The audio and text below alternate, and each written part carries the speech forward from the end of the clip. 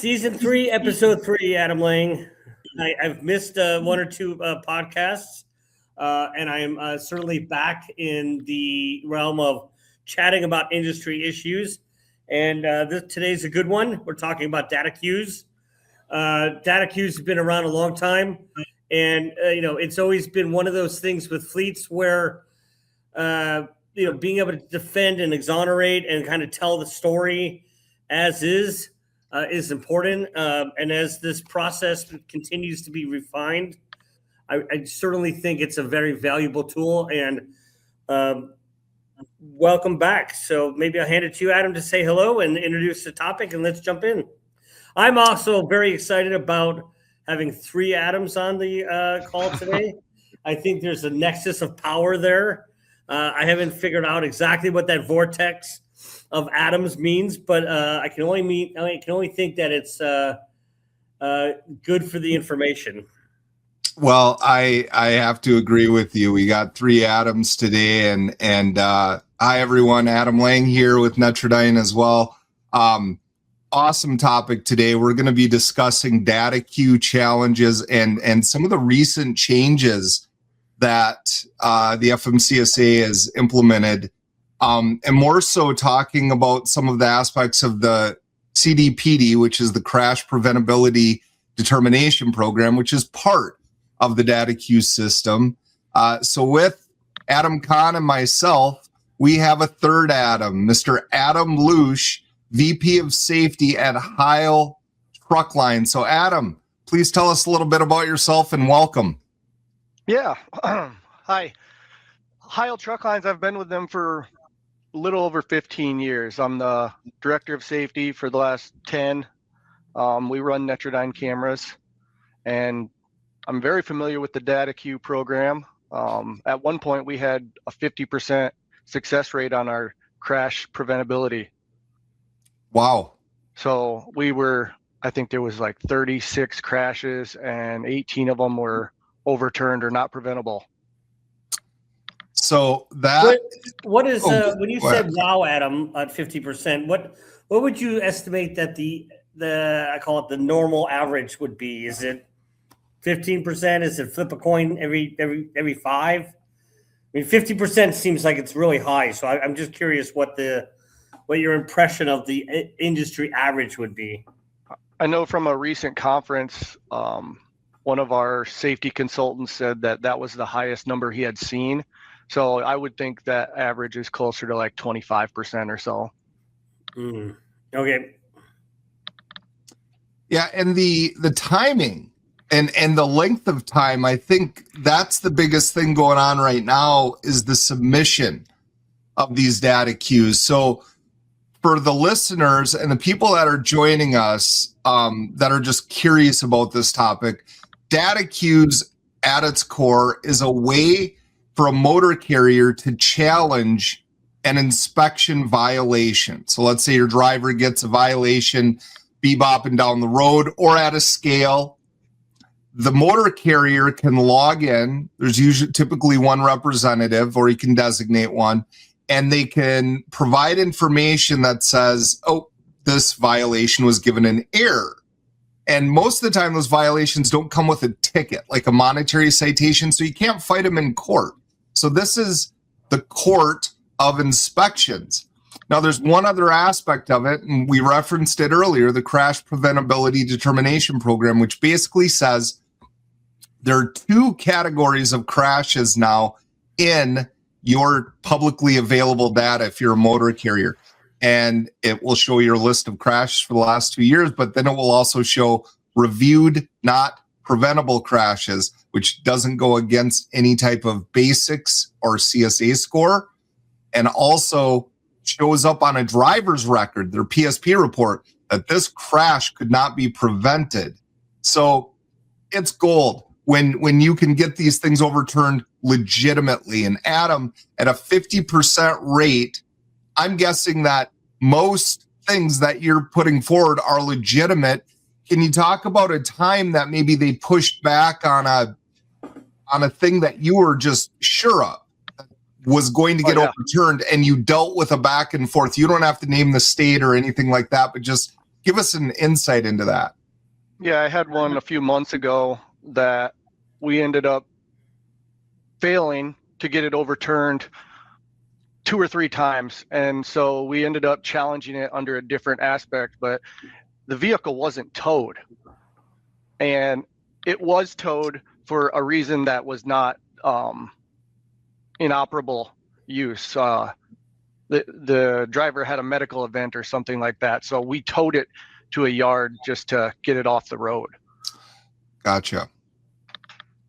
So it wasn't an accident per se, because the DOT defines an accident as a tow due to disabling damage, an injury that requires immediate transport from the scene. Doesn't have to be an ambulance, just immediate transport, or a fatality.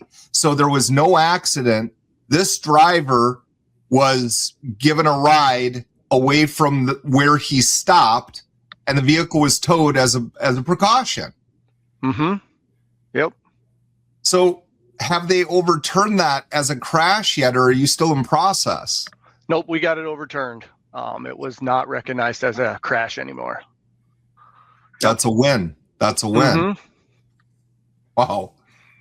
Well, I feel like how they're dividing this up now and giving us some set timelines. So in times past, you'd submit a DataQ, and each state does their own DataQ challenges, which means Minnesota is going to be different from Iowa, which is going to be different than California. So like all the states that we're in right now, they all will have a slightly different process on the same website. Now, one thing that's changing is that the initial request, now, Adam Loutsch, if you submit a DataQ challenge, it's supposed to be open within 7 days. That is a requirement now for the federal government. So first of all, your challenge is open within 7 days, which seems like a long time, but that's what it is. And the initial decisions have to be made within 21 days, which is 3 weeks. But again, what are your thoughts on that?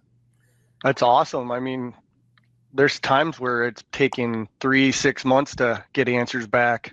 I had one state that was getting an email update on a weekly basis, and it was just, it was automated, of course, but it was like, oh yeah, we're still working on this. We're still working on this. Finally got that one back, but it was getting annoying. Yeah. You know what? It almost, I'm slightly impressed with that process, but I'm also, I feel for you. No news is usually the worst kind of news. You know, a frequent update of nothing's happening is a little bit better, but it's not that much better. So Adam, we talked about things that have changed in terms of timing. You know, certainly elements that fleets have deployed technology, video capture, sensors, you know, different information. How much is now being, I remember when we first started with Netradyne, we had a provision where we could truncate a video to fit into a very small data packet that was sent, that you could frame out and say, can I select 5 seconds of this video, submit for review, which I thought was a great advance at the time, because previously nothing was being accepted, you know, versus just a typed up report. 5 seconds, as you can imagine, doesn't, and I think it's 5 or 6 seconds. Just let's go with 5 seconds for the moment. But 5 seconds is just a flash, right? That typically is just the impact or the, you know, the moment of context. I've sat down with fleets and said, hey, when you have an accident, you may want to record minutes before and minutes after to really get that full context. So what kind of changes have been implemented in terms of being able to supply more supporting technology, you know, video data sensor, to support the claims? Adam Lane or Adam Loutsch? All right, maybe Adam Loutsch, maybe you take a stab at it, knowing that you've been in the space of deploying video for a while. How has that changed in terms of helping, you know, to sort of defend yourself, and maybe even the expanded packet allowable, supporting data. Yeah, I generally don't have to use a ton of video, but it definitely makes sense to have longer videos. I can think of like drivers denying that they were on their phone or something like that. If you can pull that footage minutes before they get pulled over and show the officer that, hey, this is when you drove by them and they're obviously not on their phone. Oh, Yeah. I've got a great example real quick of that. Matters. It's for certain, yeah.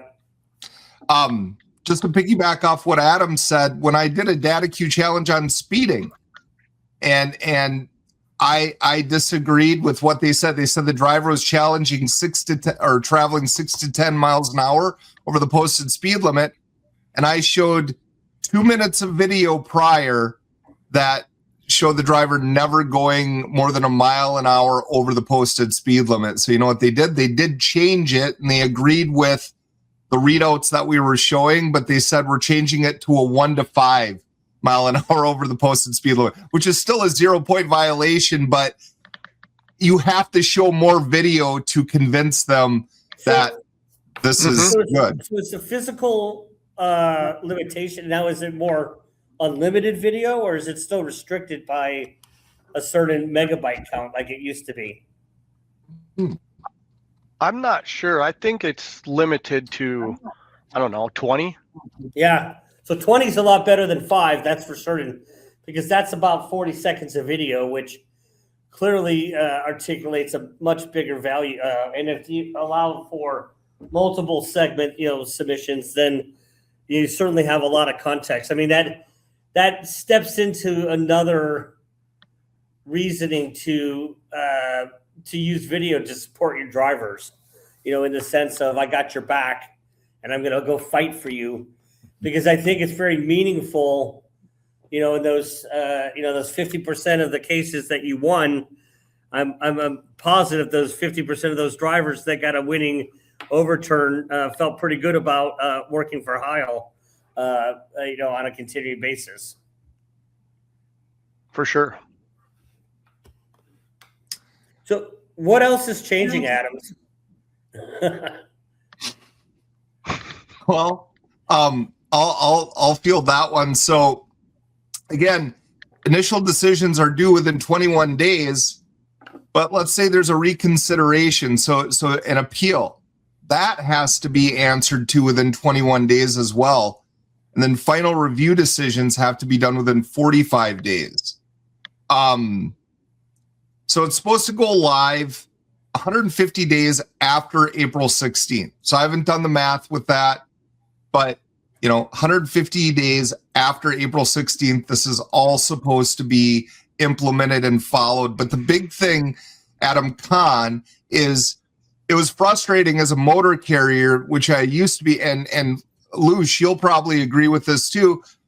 CSA scores update pretty much monthly. Like it's on an odd schedule, but it's pretty much every month, and it updates regardless of you having something pending in DataQ. So let's just pretend it's an hours of service violation. If you get a couple hours of service violations on your record, on your CSA, that can spike your score to an unfavorable level. And if they're illegitimate violations, you're still eating that while they're going through the DataQ process. Your scores are artificially high. You might get a call from an auditor saying, hey, your hours of service scores are pretty dang high. What's going on? And I can explain to them, I've got these DataQ or whatever, but now they're on the phone. They're talking to me. They're looking at my fleet, and they might say, well, you haven't been audited in a while. Let's just take a look at you or something. I mean, Adam, Loutsch, what are your thoughts there? I've experienced it for sure. It's been a few years, but we had one violation that was like double, triple what it was supposed to be. They hit you for the 11, the 8, the 14 all at the same time. Mm-hmm. So you can get up to 90 points on one inspection when it comes up to that. And if you have 90 points on your hours of service when your total is around 200 or less, that is a really big spike. So you feel the pain, that this should be overturned, but how long is it going to take, and are you going to be successful or not? Well, and I'm guessing you don't have to don't name the brand, but do you guys use a scale bypass system? Yes. Okay. So for our listeners, scale bypass means you've got a device in your vehicle that if your CSA scores are at a certain level, and more so something called your ISS number, which is derivative of CSA, you get less inspections. They give you the green light to just keep rolling because the inspection stations want to talk to the carriers that are getting the violations. So when you get that high spike from one violation, that spikes your ISS number up, and now your drivers might be getting the red light and they might be getting inspected more often. I mean, have you seen those types of scenarios before? Yep.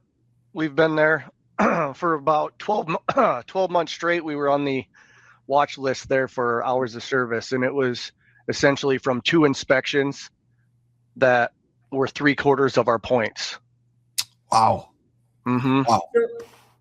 So let me ask you. I think the timeliness of closing out these response windows is not only critical for optimizing your team, Adam, in terms of like you have other projects you have to work on versus following up on hearing from the FMCSA and the DataQ process.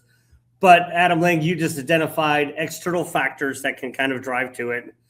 Are there elements that when an event happens that you might counsel the driver to collect certain amounts of information also that might expedite, your, the ability to overturn, where a driver says, hey, I just don't feel that was my fault.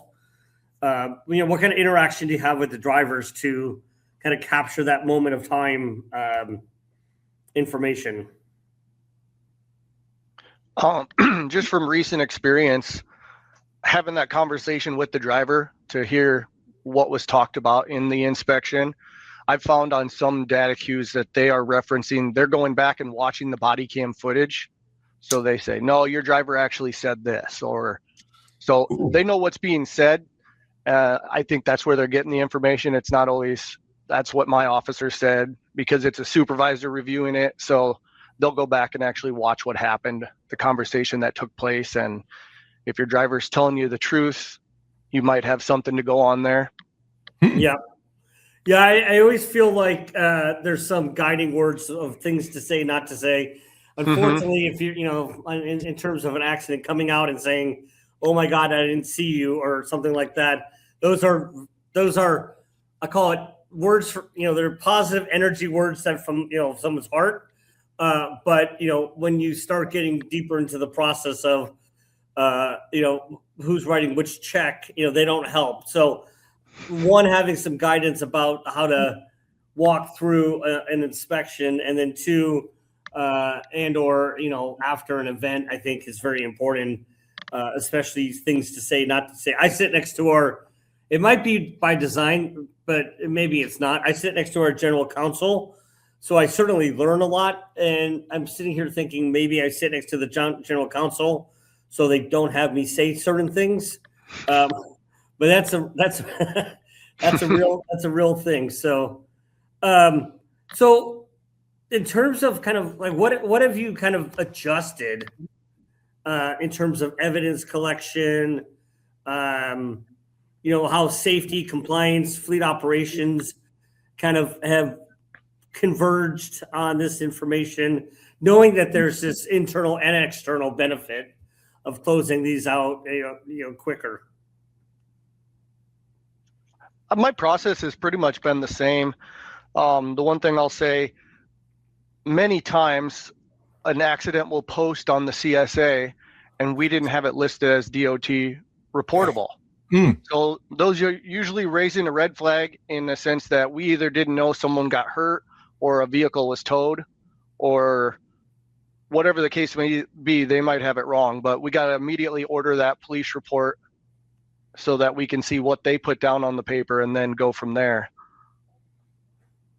I haven't really had to change much of my process though, of what I gather. Use cameras when you can, But a lot of the stuff that we're fighting, looking at your out of service regulations and just the language in there, you'll be able to save some points on challenges there for sure. Yeah, so it certainly feels like it's not a safety only conversation anymore. Now it's operations, it's maintenance, it's it's dispatch, it's workflows, it's trip management. Routing vehicles where the roads are a little bit more predictable versus unpredictable.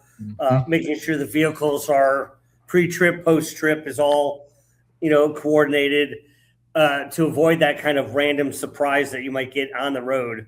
So I certainly can appreciate the timeliness being an effort, the macro impact being an effort, but also more of a teaming effort now being part of this change. Yep. Adam Kahn, you said something that kind of made me think about, fleet operations and the other aspects rolling into safety. And I have to think about, and of course, this is Netradyne. So I love to highlight things about our system, but we're now able to use photos for DVIRs. So I like to think of it as, okay, a driver has a defect. They take a photo of it. They send it in. That defect has to get fixed before that truck takes off, especially if it's something that would take the vehicle out of service per se. So having evidence that something happened or there was a defect, and let's say something didn't get fixed and that vehicle did go out there, well, now at least we have a chain of events that says, look, we got to eat this violation. This was our fault. Right. On the flip side, there's ways to get that exonerated, whether the driver takes photos of a violation while troopers doing a walkthrough. And I always encouraged at scales, if they are walking around your vehicle, hop on out and talk to them while they're doing it and ask questions, because if they're going to write you a violation, you may as well learn something too. And the troopers and inspectors love to have those discussions. Whether or not you're going to go back and DataQ challenge something, make hay while the sun shines and talk to that trooper and get some clues as to what they're really looking for. And they might not even have as sharp of a pencil if you're friendlier to them, if you're more inquisitive. People are people. They're not always 100%. Yeah, I wonder, Adam Loutsch, if you have any kind of fun stories, not fun stories, but interesting stories about, interacting with the driver interaction and, how that might have changed the energy of, a write-up. Any kind of anecdotes that you might draw on one of your Mavic drivers, one of your new drivers? There's always so many personalities that I find out when someone says, oh yeah, talk about the drivers in your fleet. I'm like, which one? You probably have 20 different personalities, but oh yeah, I'm interested if you can draw against an anecdote of, like you heard something from the field and you went, wow, that changed the trajectory of, the outcome. I don't have anything come into mind. What bothers the heck out of me is drivers, I don't know. So like, all right, show me your logbook. How do you do this? I don't know. My company didn't show me. Like, don't say that. That's an immediate violation. Yeah. And there's a big difference between I don't know and I forgot. Oh yeah. I mean, if they say I don't know, like they have to transfer their logs to the trooper, or they have to point something out. Yeah, I don't know. Where's your paper logs? I don't know. Keep it in the same spot every time with every vehicle so you can reference it. But yeah, that is kind of the kiss of death right there, Adam, when you talk about that. Yep. Yeah. I think we have just a couple minutes here, so I just wanted to sort of maybe look at, we have a couple, one or two questions that we can answer first. Here we go. And kind of in the spirit of drivers, and I always like to start with drivers and then kind of work my way out into terms of the organization. But how should fleets talk about these internally without making drivers feel like every incident turns into a legal case? Is there best practices that you might think, Adam Loutsch, around like, okay, like we just said, I don't know and I forgot are not the right answers, but is there kind of a walkthrough that you have with drivers to remind them about these events that, not every action that happens is going to go to court, but they certainly can steer it aggressively one way or the other. Yeah, we're constantly sending out messages, and we'll do, hey, I need you to send me your logs. So we're making them practice going in, sending their logbooks, and we're asking them those questions. Hey, can you show me where this is? So that's what we try to do in person, and then remotely they can do that from their tablets while out on the road. So it's good to practice. They don't get inspected that often, right? There's plenty of drivers that don't get inspected at all for the year, and they don't get to do that unless we're practicing with them. That's super interesting too, because I think it lowers I call it the resistance of, if you don't talk to someone but one time a year and the only conversation you have with them is telling them what they did wrong, they probably don't want to talk to you next year. But, Right. If during the year, you have these, I call it engagement opportunities with drivers where you want to include them into the process versus, having them kind of just be an actor outside the process. It certainly feels like that has a lot of value in terms of collaboration. Yep. I think we have one more that we can kind of jump to here.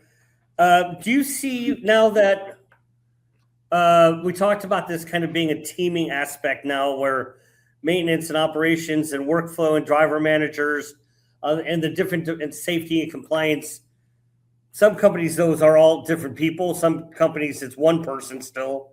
But do you feel like that's changed the cost profile for a fleet, or is it just now the new way of doing business? I would say it's probably the new way of doing business. Yeah. We're pretty lucky with our maintenance department because we have a former driver of mine came into the safety department and worked in safety for just under 10 years, I would say, and now he's our maintenance director. Wow. So we got a strong influence of safety over there. I love that. That is awesome, Adam. Like the more cross department folks that can work from safety to here, from ops to safety, and the fact that it's a driver, that's cool. Yeah, well, that's great. I mean, first of all, I love the whole hiring from within and keeping that tribal knowledge, keeping that best practices in-house, especially when you have a very unique culture like your team does. The safety performance that your team has is unique to any other fleet. And being able to keep that in-house, I think, is super important. With that, knowing that we have to keep things in the house, Adam, you're going to enjoy this. Adam Loutsch, you're going to enjoy this next part because it is the Adam Lang dad joke to close out the segment. So feel free to laugh, jeer, or just hang on. Let's go. Bring it on, Adam Lang. Or cringe. Yeah. So I've said this one in the past, I believe, but I have to just because of the names of the callers. Why don't scientists trust atoms? Because they make up everything.